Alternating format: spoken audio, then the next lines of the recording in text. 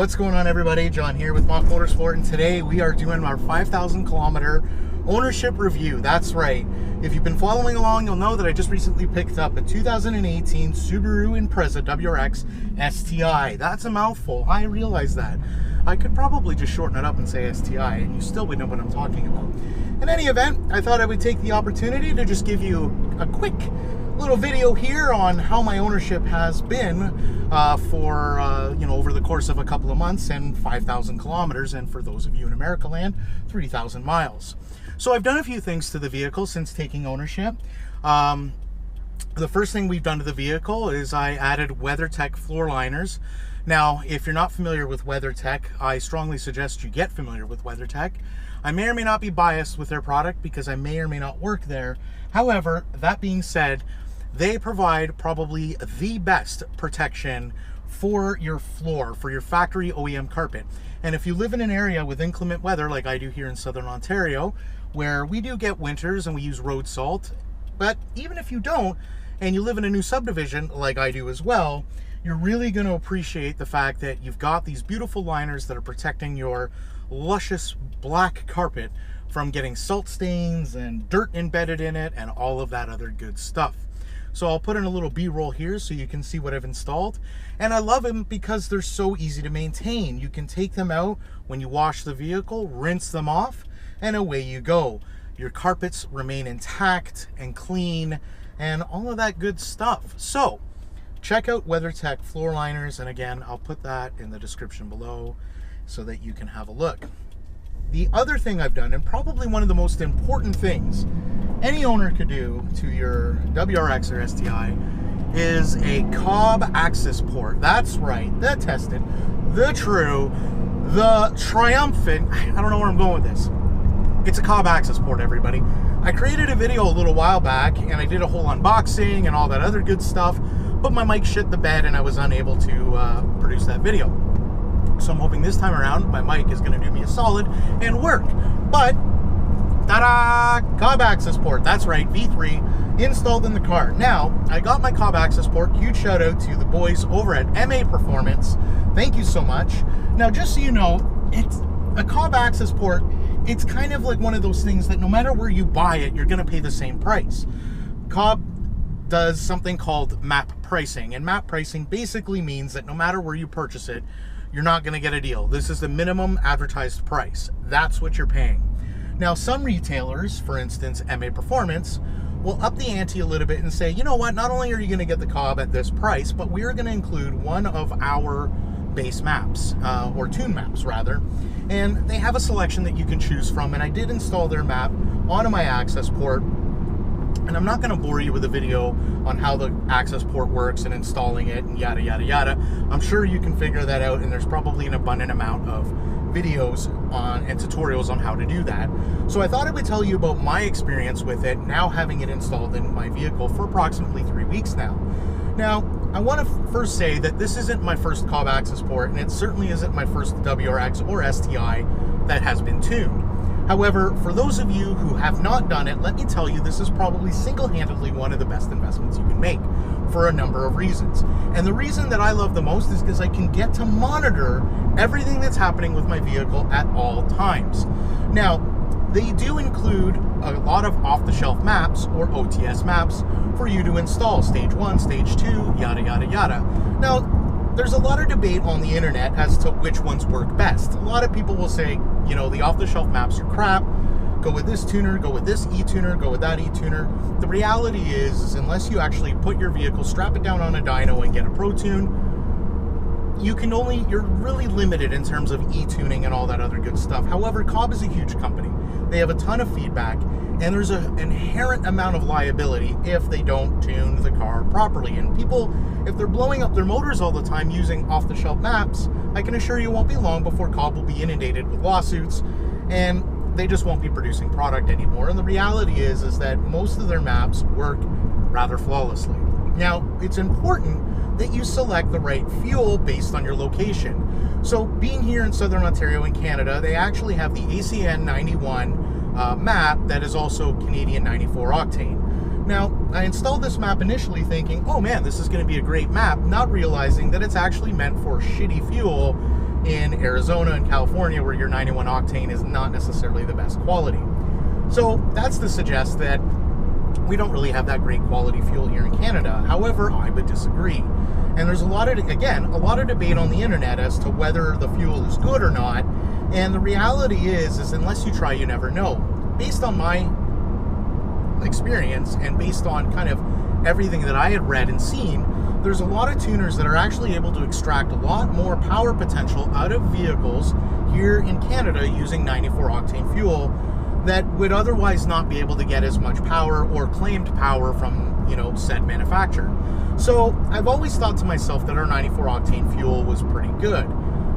Couple that with the fact that when I had my Track BRZ, I was getting it tuned by the guys over at Delicious Tuning, and they were actually really impressed with how much timing they were able to get out of the car and how much potential power was able to, you know, they were able to produce out of that particular map. You know, and after several revisions, they just kept increasing and increasing and increasing, and the car seemed to get more and more powerful. And even they made a comment like, what fuel are you using? Because this just almost doesn't make sense. So probably contrary to popular belief, our 94 octane fuel isn't that bad, or at least not as advertised. However, that being said, it's still very important that I would recommend when installing a COBB Accessport, always start with kind of the minimum map and then monitor. Don't just install the map and then drive your car for a bit and go, oh, okay, it feels good, let me just jump up to the next map. No, I literally installed the map and ran it in my car for days, if not a week, and monitor it. I have the COBB here logging my feedback knock, my dynamic advance, your dynamic advance multiplier, all this good stuff, kind of the pertinent and information, or the kind of critical information that you need in order to determine if you are getting any feed or knock, because knock is ultimately going to tell you if the engine is running the way that it should. And if you're getting knock, we all know that's not a good thing for these Subarus. So I've basically been monitoring it with every map and feeling the way the car, you know, drives. How does it feel? Does it feel smooth? Is it accelerating smooth? Does it feel like it's lacking in power? Does it feel like it's pulling timing? Yada, yada, yada. So I think it's really important to kind of get familiar with your vehicle first and foremost. If it's new to you, understand how your vehicle feels under different conditions, different ambient temperature, you know, all that other good stuff, different loads. Get familiar with your vehicle first. Once you get familiar with your vehicle, then put a tune on it and then go from there. And again, get familiar with that particular map before you start changing and going from one map to the next. So currently, I'm running the 93 stage 1 or 93 octane stage 1 map from COBB that's actually the high wastegate. COBB actually will say what their anticipated boost is going to be based on your individual settings, whether it be sport or sport sharp. And so the peak boost that I've been able to achieve, I was only able to get with using the high wastegate map, which if you go into COBB, they basically say alter the maps depending on, you know, your peak boost. So I've done that, and I've been running this, and it's been flawless. Let me tell you, I can go wide open throttle, not get any feedback knock, not get any adjustments in terms of the dynamic advance. You know, it's not pulling timing. Everything is really good, so it feels really good. Furthermore, the car feels extremely strong. It runs smooth at wide open throttle. It builds a ton of boost, and it doesn't feel like there's any hesitation. It doesn't pull back, all of that good stuff. So I am really content with this map. I wish I could say the same about the MA Performance map that they provided, and no knock on MA Performance. I'm sure if I emailed them, you know, we would be able to get it figured out. Maybe I just got the wrong revision, who knows. But all I know is that I installed it, and let's just say that I couldn't even drive down the block without having to switch the map back again. So I'm not sure what was up there. And again, not a knock on MA Performance. I just haven't had time to contact them. And truthfully, I've been so content with the COBB map that I'm just going to leave it at this until I change the vehicle and set aside some time to actually get a Pro Tune done. So again, remember, ultimately the best thing to do is get a Pro Tune. So I've got the COBB, it's installed, I've got my WeatherTech mats, and I've done my first oil change. And for those of you that are curious, yes, I do my oil change every 5,000 kilometers or 3,000 miles, again, if you're in America land. And I think that single-handedly, one of the best things you could ever do is change your fluids. Changing your fluids is by far the least expensive investment for the most in return long term. Clean fluids are going to go a long way in terms of overall maintenance and of course the vehicle, longevity of the vehicle.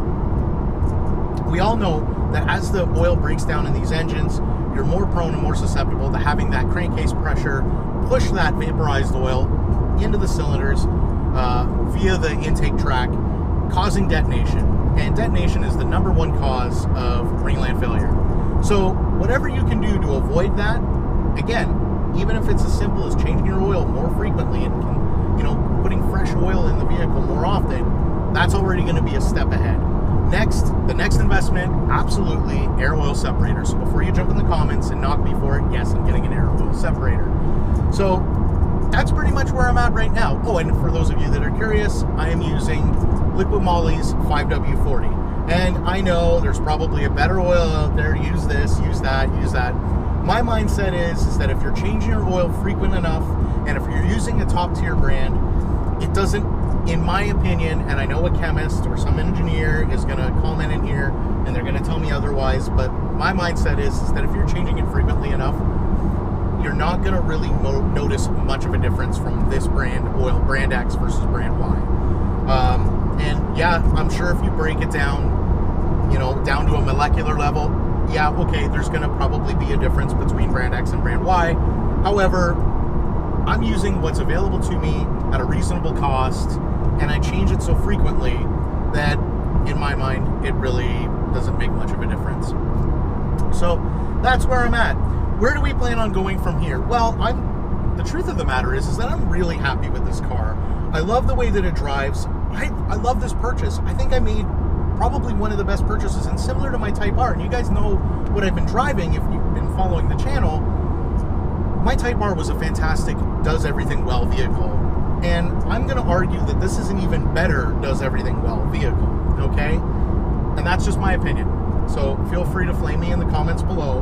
However, this has been a phenomenal vehicle, and what I absolutely love most about this vehicle is this vehicle is literally the choose your own adventure vehicle. And what I mean by that is, if you want to just lower it, stage to it, and enjoy it, throw a roof rack on it, a ski box or ski roof or whatever the hell you want to do it, take it to a local show or Krispy Kreme meet, people are going to gather around your car and think it's cool. Or you could go all out and make this thing a complete track weapon, and that's going to be cool. Or you could make it a crazy, Texas mile car. Whatever you want, this vehicle can do it, and there's so much potential. Plus the cost of ownership, when we think about, its capabilities and where you can go with it, is relatively inexpensive, comparatively speaking, to other vehicles, that of which I'm including the Type R. So there's just so much around this vehicle, and it helps that, yes, albeit as much as this drivetrain is a dinosaur, that lends to its cost efficiency and feasibility for upgrading down the road.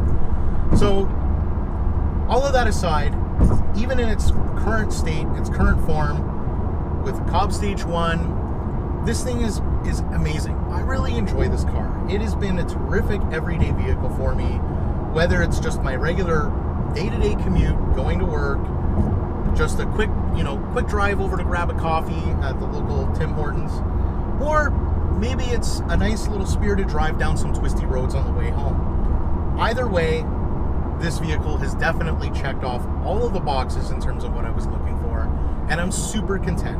After 5,000 kilometers, I am really happy with the ownership of this vehicle, and I can completely understand why there is such a cult following around Subarus, specifically STIs and WRXs. They are really, there's something about these vehicles, the way that you connect with them, the way that they drive, they're a very good car.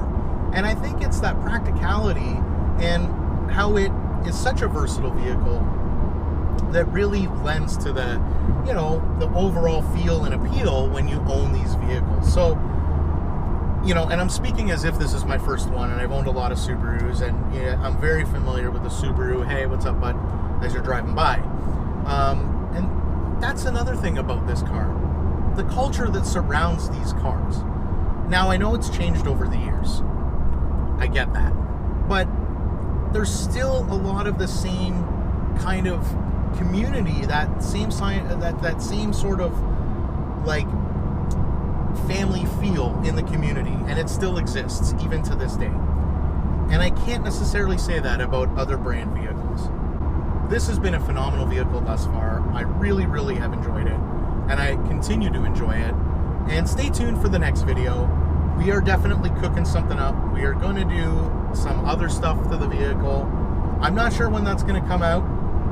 It's not going to be crazy, but we are certainly going to address the suspension, because I think the stock suspension, as good as it is, it does leave a little to be desired. So that's going to be in the next video. Again, as always, thanks for watching. Please like and subscribe. Comment below whether it's criticizing me or, you know, praising me, whatever. I really enjoy the comments, guys, you know, and all the support that you've been giving me in all the videos, because even some of my older videos, my Type R, even from my Track BRZ, I still get comments to this day. People thanking me for creating the video because they couldn't find that content, or just my opinion on stuff. You know what? It's appreciated, and I want you guys to know that. So, again, thanks as always. I'm ending the video here. I'm going to stop my ramble. See you in the next video. Peace.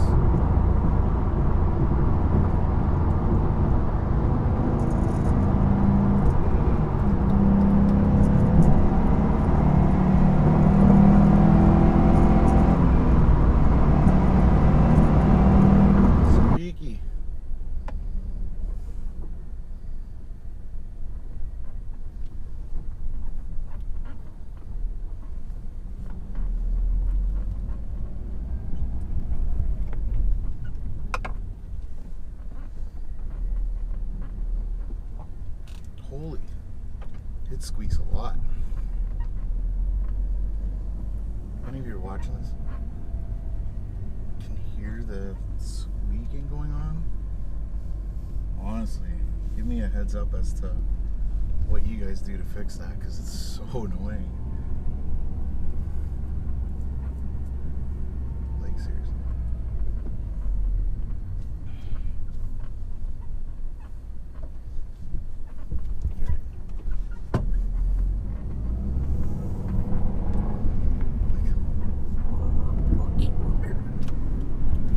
Okay.